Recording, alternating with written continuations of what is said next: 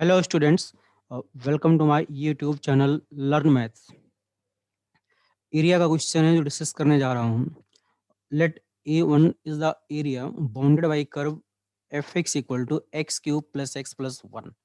X axis and lines x equal to 1, x equal to 2. E2 is the area bounded by f inverse x axis and the lines x equal to 3, x equal to 11. Then A2, A1, A1, A2, A2 इस type में options लिखे हुए हैं. मतलब A2 का area कितना, मतलब A2 की वैल्यू क्या है और A1 की वैल्यू क्या है, या A2 और A1 में कौन बड़ा कौन छोटा है. A1 और more than one option correct का क्वेश्चन है. ठीक है.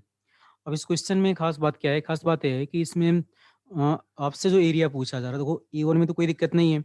अगर आप A1 की बात करोगे तो A1 तो सिंपली लिखा होगी area bounded by the curve fx x axis and the line x equal to 1, x equal to 2. तो 1 से 2 अगर इस कर्व को इंटीग्रेट कर लोगे तो A1 की वैल्यू मिल जाएगी. A1 में कोई दिक्कत नहीं है. मेन जो इसमें स्टोरी है A2 के लिए है. अब A2 जो एरिया है वो f inverse x x axis x equal to 3, x equal to 11 से जो बन रहा होगा.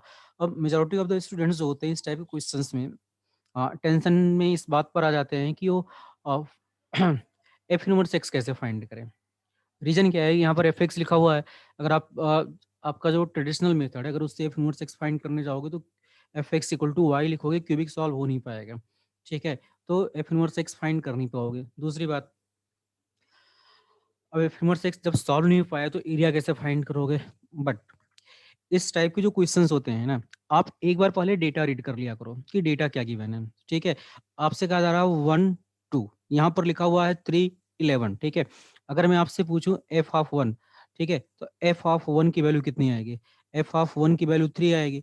इसका मतलब क्या हुआ कि अगर मैं एफ इनवर्स 3 पूछूं तो इसकी वैल्यू 1 हो रही होगी.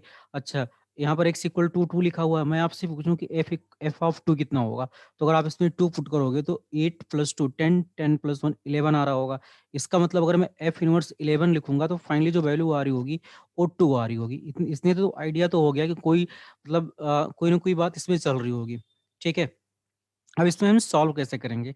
इस टाइप के जो क्वेश्चंस आते हैं जनरली एरिया में, इसमें फंक्शन के टाइम पर एक कॉन्सेप्ट आप लोग पढ़ते हो कि अगर मान लो फंक्शन का जो ग्राफ होता है, ठीक है, अगर आप y equal to x line के अबाउट फंक्शन के ग्राफ का इमेज बनाओगे तो आपको एफ इनवर्स एक्स का ग्राफ मिल रहा होगा.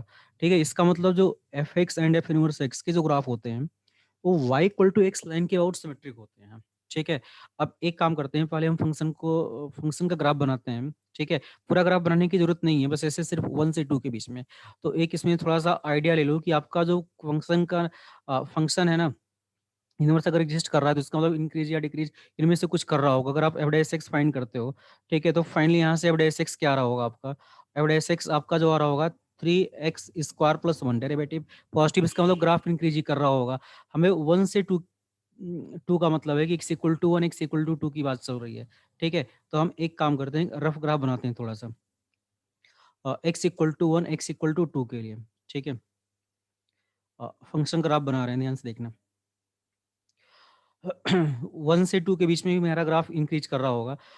1 पर वैल्यू 3 है और 2 पर वैल्यू 11 है. ठीक है, जैसे मान लो यहाँ पर 1 है, 1 पर वैल्यू हमारी 2 गिवन है. ठीक है, और सपोज दैट यहाँ पर आपका 2 है.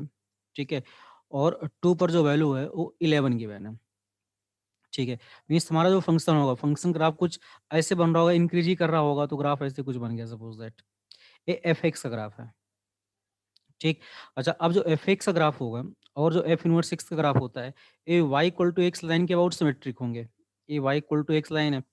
ठीक है, अब सिमेट्रिक होने का मतलब क्या हुआ कि अगर हम इनवर्स की बात करते हैं, ठीक है, तो एफ इनवर्स 3 हमारा 1 आ रहा होगा. ठीक है, मीन्स एफ इनवर्स 3 पर अब आउटपुट हमारा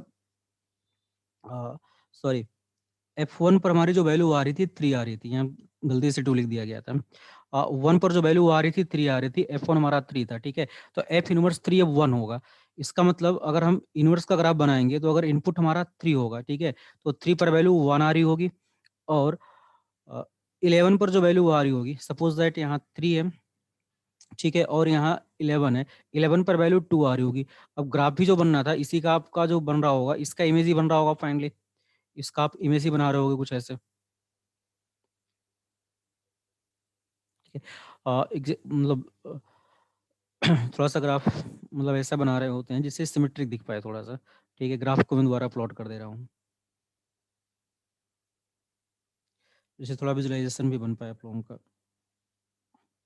ठीक है, सपोज़ दैट एफ एक्स का ग्राफ है और ये हमारा एफ इनवर्स एक्स का ग्राफ है। ये Y equal to x line के अबाउट सिमेट्रिक होंगे, ठीक है? 2 पर जो वैल्यू आ रही होगी, 2 पर वैल्यू 1 आ रही है और ये 3 है, ठीक है? 3 पर जो वैल्यू आ रही होगी, एफ इनवर्स 3 पर वैल्यू हमारी 1 आ रही होगी। अब हमें जो फाइंड करना है, ठीक है? एक तो 1 से 2 एफ एक्स का एरिया फाइंड करना है कि 1 से 2 एफ एक्स का एरिया क्या बन रहा होगा, ये तो ईज़िली कैलकुलेट हो जाएगा, ठीक है? 1 टू 2 एफ एक्स को इंटीग्रेट कर लेते हैं। एफ एक्स हमारा क्या था? एफ एक्स हमारा है x cube plus X plus 1 है, ठीक है? तो एफ एक्स हमारा है 1 to 2 F X D x.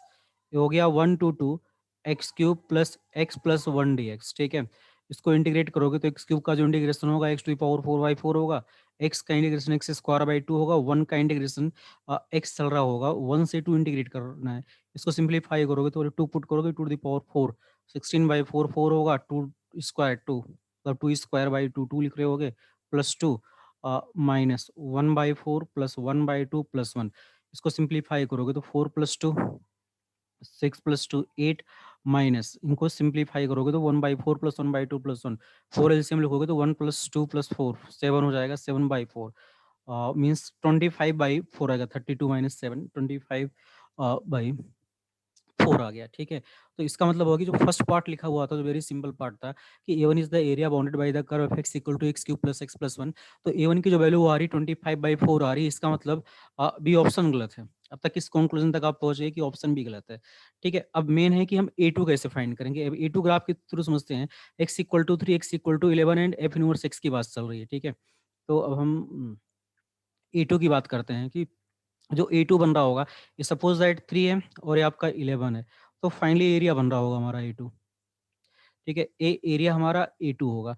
अच्छा, अब अभी आपने क्या बताया कि जो एफ(x) का ग्राफ होता है और जो एफ इनवर्स x का ग्राफ होता है, ये y equal to x line के अबाउट सिमेट्रिक होता है। तो सिमेट्रिक का मतलब क्या हो गया कि अगर मान लो यहाँ पर एरिया A2 बन रहा है, मतलब एफ इनवर्स x और x एक्सिस के बीच में 3 से 11 के बीच में अगर हमारा एरिया A2 बन रहा होगा, तो सिमेट्रिक का मतलब ये हो गया कि अगर मैं एफ(x) और y एक्सिस की बात करता हूँ 3 से 11 के बीच में, तो यहाँ पर ये जो एरिया बन रहा होगा, ए भी A2 के इक्वल होगा।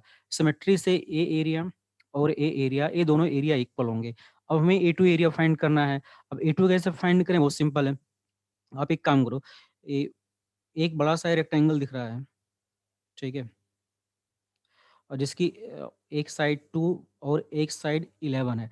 तो इस रेक्टेंगल का एरिया लिख लो, ठीक है? A2 का फाइंड करने के लिए, और इसके बाद एक छोटा-सा रेक्टेंगल यहाँ दिख रहा होगा। इस रेक्टेंगल का एरिया आप लिख लो, ठीक है? तो बड़े वाले रेक्टेंगल के एरिया से छोटा रेक्टेंगल और 1 से 2 के बीच में, ठीक है? हमारा जो एफ(x) का एरिया बन रहा है, अगर आप उसको सब्ट्रैक्ट करोगे, तो फाइनली A2 की वैल्यू मिल जाएगी। तो A2 क्या होगा? बड़े वाले रेक्टेंगल का एरिया, बड़े वाले रेक्टेंगल का एरिया होगा 22 माइनस ये छोटे वाले ट्रायंगल का एरिया 1 इंटू 3 प्लस, और यहाँ पर जो 1 से 2 के बीच में 1 से 2 के बीच में जो एफ(x) का एरिया बन रहा है, ठीक है? कितना आया था अभी थोड़ी देर पहले ये 25/4 आया था, ठीक है? इसको कैलकुलेट कर लो। तो फाइनली आपका ये कितना हो जाएगा? 22 माइनस 3 19 माइनस 25/4 मीन्स 76 माइनस 25/4। इसको सिंप्लीफाई करोगे तो 6 माइनस 5 1 7 माइनस 2 5 51/4 आ गया, ठीक है? इसका मतलब A2 की जो वैल्यू आ रही है 51/4 आ रही है, और A1 की वैल्यू तो आपने पहले ही कैलकुलेट कर ली थी कि A1 की जो वैल्यू आ रही थी वो 25/4 आ रही थी। ठीक है? तो A2 आपका 51/4 आ रहा है। अब 51/4 आने का मतलब सी ऑप्शन आपका करेक्ट होगा जिसमें A2 51/4 लिखा हुआ है। साथ ही साथ जो A2 आ रहा है वो A1 से बड़ा है, तो ए ऑप्शन भी करेक्ट होगा आपका और डी ऑप्शन इनकरेक्ट हो जाएगा। तो मेन इस क्वेश्चन का जो मेन पार्ट था कि फाइनली आप एफ इनवर्स एक्स का एरिया कैसे फाइंड करोगे? तो मैंने क्या किया 3 से 11 में जो एरिया फाइंड करना था तो ग्राफ का यूज़ कर लिया कि ये जो पोर्शन होगा ये दोनों सिमेट्रिक एरिया बन रहे होंगे, बस इतना सा इसमें कॉन्सेप्ट था, ठीक है? तो इस टाइप के अगर क्वेश्चंस कहीं पर आ जाते हैं तो F inverse x generally find नहीं करना होता है, फाइंड कर ही नहीं सकते, ठीक है? तो उम्मीद करता हूँ जिनका भी जो डाउट रहा होगा क्लियर हो गया होगा। Thank you.